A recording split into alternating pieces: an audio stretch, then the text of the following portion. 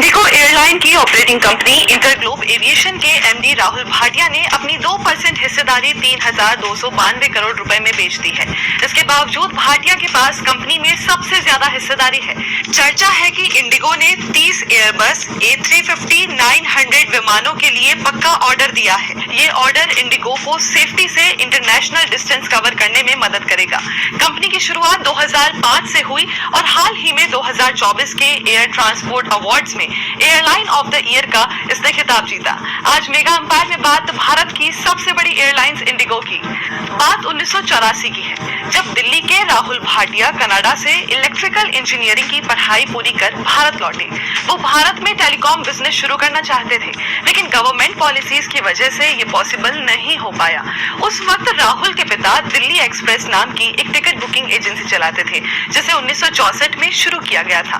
Partner की धोखाधड़ी और पिता की बिगड़ती तबीयत को देखते हुए राहुल ने 1989 में इस बिजनेस को नया नाम देकर इंटरग्लोब एंटरप्राइजेस की शुरुआत की। 1992 आते आते सरकार ने प्राइवेट एयरलाइंस के लाइसेंस जारी करने शुरू किए। उसी दौरान राहुल को भी इस बिजनेस की शुरुआत के लिए एक ट्रस्टवर्दी इंसान की जरूरत थी, जिसे पूरा किया राकेश गंगवाल ने।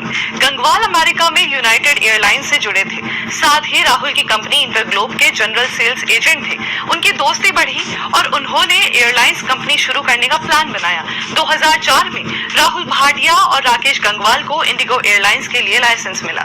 राहुल की कंपनी इंटरग्लोब के पास 51.12% हिस्सेदारी थी और राकेश की कैलम इन्वेस्टमेंट के पास 48%। उस समय फ्यूल की कीमतें बढ़ रही थी और रुपया गिर रहा था, जिससे भारतीय एयरलाइन इंडस्ट्री बुरे दौर से गुजर रही थी। किंगफिशर और स्पाइस जेट जैसी कंपनियां भी घाटे में चल रही थी। फिर आया साल 2005। इसमें पेरिस एयर शो में इंडिगो ने $6.5 बिलियन के 100 जहाजों का ऑर्डर देकर सबको चौंका दिया। राकेश गंगवाल के एविएशन क्षेत्र में 3 दशक के अनुभव और एयरबस के साथ अच्छे रिलेशंस के कारण इंडिगो ने 4% डाउन पेमेंट और 40% डिस्काउंट पर 100 जहाज ऑर्डर कर दिए। इसके बाद 28 जुलाई 2006 को पहला एयरबस मिला और 4 अगस्त 2006 को दिल्ली से गुवाहाटी के लिए पहली उड़ान भरी। इंडिगो को मिडिल क्लास को ध्यान में रखते हुए बनाया गया था, जिससे फ्लाइट का किराया कम रखा गया और ये लोगों के बीच पॉपुलर हो गया। इंडिगो ने सिर्फ इकोनॉमिक क्लास सीटों पर ध्यान दिया। 2014 में इंडिगो एशिया की 7वीं सबसे बड़ी एयरलाइन के रूप में उभरी। 2015 में इसकी पेरेंट कंपनी इंटरग्लोबल एविएशन को पब्लिक लिमिटेड कंपनी में बदल दिया गया।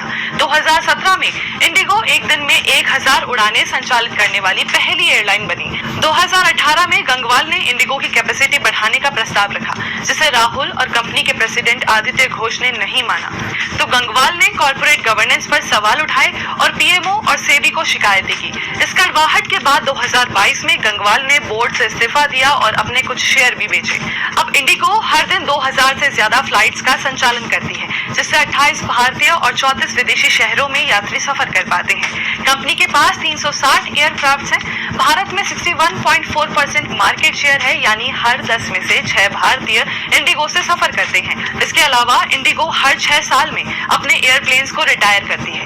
इंडिगो के कारोबार में 61.6% का डोमेस्टिक मार्केट शेयर है। 121 डेस्टिनेशन पर सर्विस देती है। साथ ही 36,000 से ज्यादा कर्मचारी है, जिनमें 44% महिलाएं हैं। फाइनेंशियल ईयर 2023-24 में 10 करोड़ से ज्यादा लोगों ने इंडिगो से सफर किया।